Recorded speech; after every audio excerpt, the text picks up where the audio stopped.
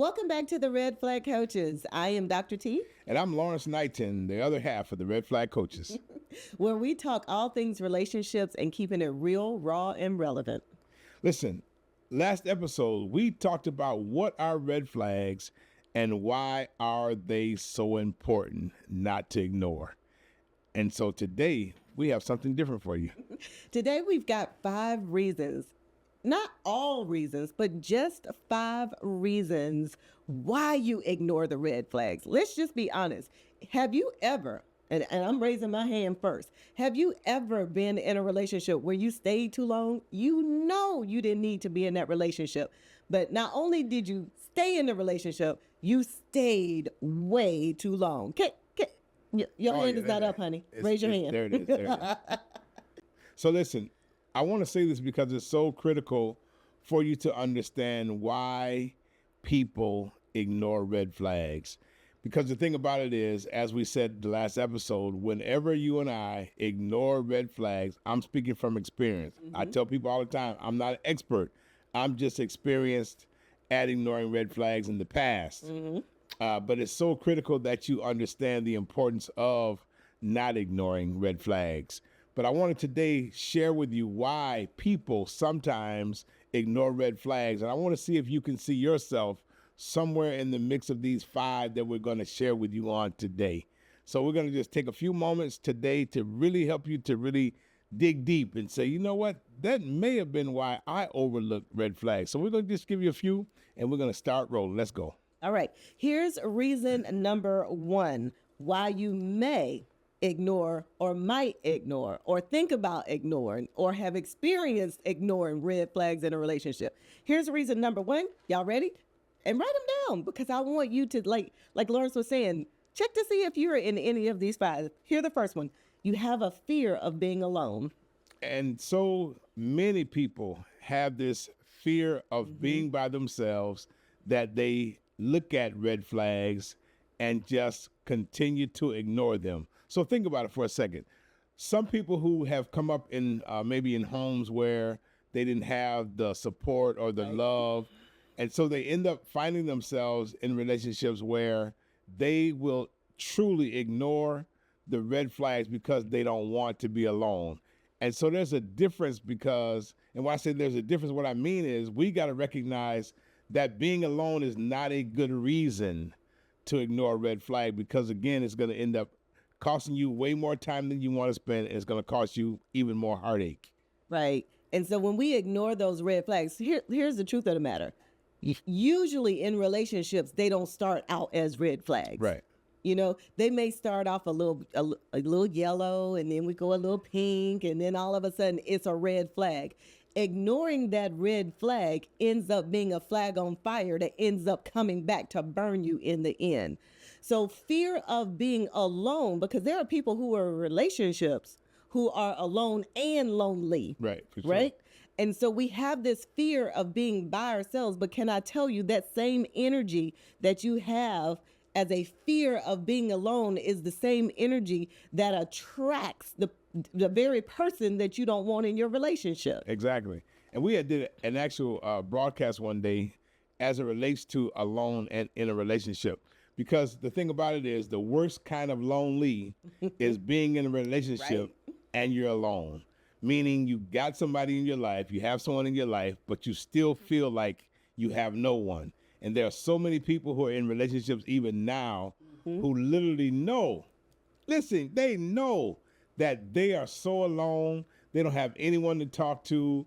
They don't have anyone to go out with, and they're in a relationship. And that's got to be a very difficult place to be in a relationship and still be alone. Yeah. That's why you cannot ignore red flags just because you want to be in a relationship with someone. Yeah, y'all like 2 ships in the night. One person sleeping on one side of the house, the other person sleeping on the other side of the house. We might meet somewhere in the middle in the kitchen to say, hey, you know, how you Time doing? to eat. Whatever. Time to eat. Love it. So that's the reason number 1. You have a fear of being alone. All right, y'all ready for number 2? Here we go. Here is the second reason why you might ignore a red flag.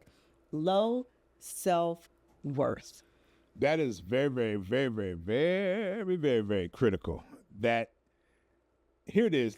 let's talk about self-worth, self-esteem, self-love. What I call all the selves. All of those words start with self. Self-identity. Yeah. And when people have low self-esteem, don't feel great about themselves, it is so easy for them to overlook red flags. That's why you have to spend a lot of your time working on you, making sure that you're as healthy as you can possibly be, Right. so that when a relationship comes, you don't have to settle for less than God's best for your life. So let me keep talking, because when you start talking about low self-esteem, there were some words that may have been spoken over your life.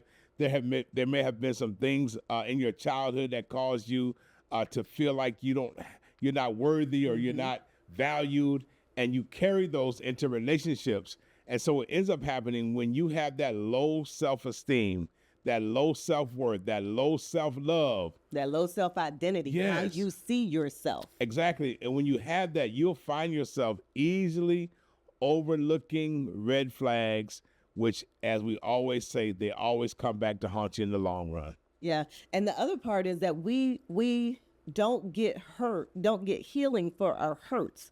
Like you always say, if you don't get healing for your hurts, you'll end up bleeding on people that didn't cut you. Exactly. And so having that low self-esteem, low self-identity, low self-worth, having not done the work on yourself first before you get into a relationship, you're walking into a relationship expecting somebody to validate you so that you feel different about yourself. Exactly. It's the external part which becomes the red flag, because now how I see myself is wrapped up in the way you see me. Exactly.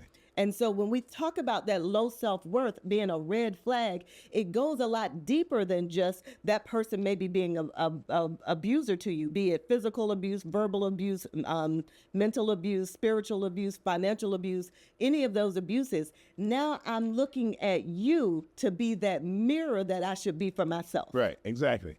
And that's the thing we always try to share with couples and singles, that you've got to be able to see yourself. If nobody else values you, make sure you value yourself. That is so critical, because if you don't value yourself, all you will do is run into people, meet people who will not value you either. Right. And we end up looking at ourselves going, I must be this type of person because that person said so. I'm looking at you to validate me, to make me feel a certain type of way about myself, when I should be doing that for myself anyway. Because here's the truth of the matter.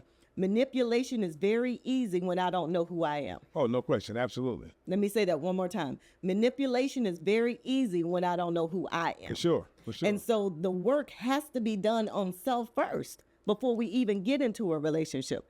Being in a healthy relationship is about bringing the favorite part of me, the best of me, to myself first before I bring it to a relationship. Exactly. And that's the thing. If people don't really know who they are, let's say it like this, if they don't really value themselves, if they really don't feel great about themselves, it's going to be extremely difficult to do anything but overlook red flags. That's it. You're going to continue to just keep overlooking red flags because you're looking for external validation. You're looking for acceptance.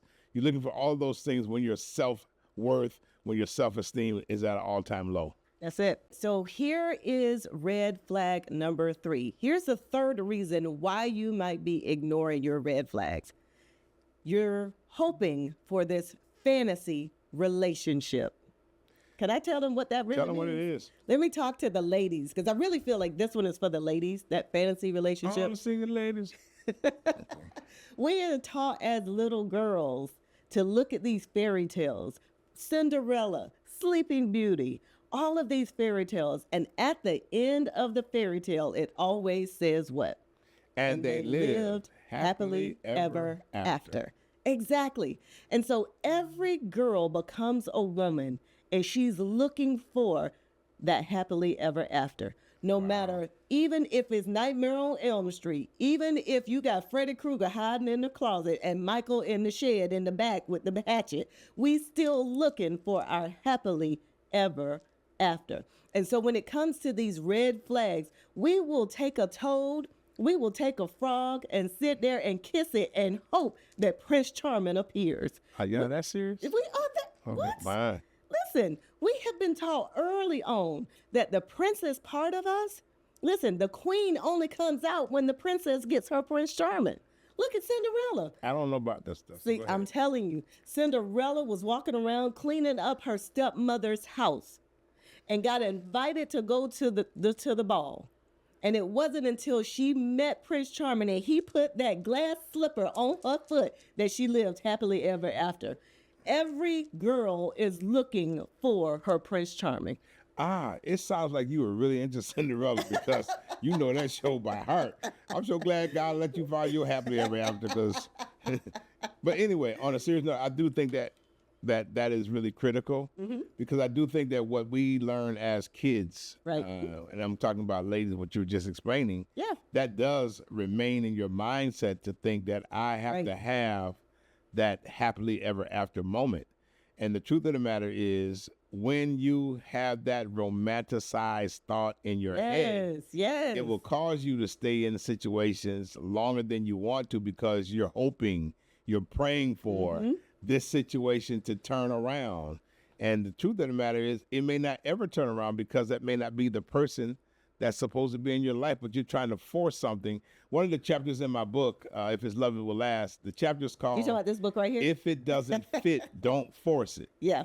If it don't fit, don't force it. Just relax and let it go. And that's what most people don't do. They want to try to make a piece of a puzzle fit in a space that is not supposed to fit in, all because we have that happily ever after thought process in our minds. Yeah. And we've also not only the happily ever after thought process with the fairy tales, but here's another piece.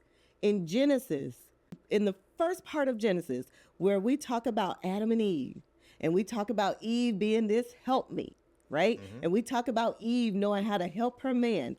Some women will take that to believe that, you know what? If I could just change Adam, if I could just help Adam get to where he's supposed to be, if I could just help Adam see himself the way I see him, we can live happily ever after. But see, the thing about that is, though, Adam didn't have an issue knowing who his better half was. The truth of the matter is, most men don't exemplify that thought process that Adam had. When Adam saw Eve, he said, shoot, this is not bone of my bone and flesh of my flesh. This is it right here now. Come on now. And he already understood the plan that God had for her to play in his life. But again, women try to make a man, but the truth of the matter is, you cannot make a man love you. You cannot make a man want you. It has to be something that he sees, like Adam said. Whew, that's it right there now. Come on And now. if he doesn't have that, that's it. You can forget it. But taking that one step further, when we talk about that fantasy relationship, Adam was working his own plan. Sure. And we misconstrue that. We think as women, as us being helpmeets, it's our job to help you come up with your plan and execute your plan. But the truth of the matter is, Adam was already working when Eve showed up. Exactly. And so now, not only are we taking our fairy tales and saying, and they lived happily ever after, but we take that scripture and we go, oh, I'm supposed to get him back in school. Oh, I'm supposed to help him clear up his credit. Oh, I'm supposed to help him get a job. The thing about it is, every woman has to have a man who knows where he's going, knows what he's doing. It's hard for a woman to follow a man who doesn't know where he's going. Wait, So with God- nope. See, you just skated right on over that. That comes with rewind. Say that one more time. What did I say? On a serious note, on a serious note, a woman has to have a man who knows where he's going. Right. A man is supposed to lead, and a woman helps him to work the plan that God already has for his life. Right. And again, I'm gonna say it like I said it a minute ago, that literally, if a man does not have a plan for his life, it's gonna be difficult for a woman to try to help him. She can't force a plan on him. He has to know what his plan is from the start. and she feels frustrated, you get frustrated, we get frustrated when we sure. get with men who don't have a plan. Exactly. And we get out of order. Can I just be honest? We get out of order because now we're leading out of a place of bitterness because we feel like our men are not leading us to where we should be going as a family. Exactly. And so it's out of bitterness. And we still got, and they live happily ever after in the back of our heads. So we end up feeling like we're working harder for the relationship than you are. Exactly. And that's what you're doing. You're actually working harder. Yeah. And see, that brings us to number 4, toxic behavior. You know, let me just share this. There are so many people who grew up in abnormality Yeah. that they think it's normality or normal. In other words, when a person grows up in a home where they saw the arguing, the cussing, the fussing, the fighting, The infidelity, because some of them saw infidelity. Yeah, sometimes they think that that's normal behavior Right. when the truth of the matter is it's abnormal. And so when you come out of a toxic environment, it's difficult to spot red Right. flags, Right. because of the fact that all you know is toxicity. So when all you know is toxicity, what ends up happening is you equate that with normality, Right. and it's not normal behavior. And so that's why a lot of times people overlook red flags, because they came out of toxic environments, even past toxic relationships. And so it becomes a norm for them to think that it's okay to overlook this because I saw my mama do it, I saw my dad do it, and they end up not even understanding that it's going to end up costing them. It's going to end up costing you in the end. Sure. Even when you and I are coaching some clients, some couples, you'll hear the man often say, I didn't grow up with a male figure. Right. I didn't know how to be a man. I Right. didn't know what it looked like for a man to treat a woman. But there's still some part of him that says, I know I need to do better. Right. And I love it when men are with you and they have that aha moment where just that conversation that you have with them, they recognize that, wait a minute, just because I didn't grow up with a man in my life doesn't mean that I have to treat my woman this way. Right. There's a different way of treating her in order for me to get a different response from her. Exactly. And I think that's very, very critical. And that's why I always try to share with men that we have to understand we don't know everything. And it's always Wait, good can to you say try. that one more time? Yeah, really. Yeah, we don't know everything. Right. And so sometimes our pride, our ego can cause us not to get the real help that we need, because I hear sometimes men, I don't want nobody telling me nothing. Well, the problem is it's either you let your relationship go, let your marriage go, Right. because you don't want to get help, or you allow somebody to speak into your life who has some experience that can help you see life from a perspective that you never even saw. So it's hard to be a man when you have never seen a man. It's hard for them to good. emulate Yeah. or to duplicate a healthy relationship when they've never seen one. Right. And so what we end up doing as men, we go from one relationship to another one, and we think that there's something wrong with the other person, when the truth of the matter is something wrong with us, Right. because we have toxic traits that continue to hover over us that we never go and get the real healing for. Right, that's true. Because going from relationship to relationship, the only thing that's common in all those relationships is you. Exactly. And so you're bringing that toxicity there, being frustrated with the woman, all these women that you're choosing, they're not the right woman for you. Well, wait a minute, when you gonna do your work? Exactly. You know, when are you gonna turn the mirror on yourself and go, wait a minute, it might just be me. Exactly. So here's the last one. Here's red flag number 5. I hope that y'all have seen yourself somewhere in either 1, 2, 3, 4, or here's the 5th one, gaslighting and manipulation. How many of us, because I'm raising my hand first, Okay. how many of us have been in relationships before where we've been in that relationship and the other person was gaslighting us? The other person was manipulating us. And it wasn't until we started doing the work on ourselves that we recognized that, wait a minute, I ignored this red flag. I ignored that red flag. I ignored him when he was saying this. I ignored him when he was lying about that. And it wasn't until the relationship ended that you kind of sat with yourself and came to yourself to realize that, wait a minute, I was being manipulated. See, other people may see the manipulation because they're outside looking in. Right. But when you're in it, And going back to the other red flag that I keep talking about, that fantasy, when you're in it and you want this relationship to work because you fear being lonely or alone, you have this fantasy in your head. You remember growing up seeing your mama and your daddy, or not even seeing your daddy, and you want it different. But now you are in your own relationship and you're allowing yourself.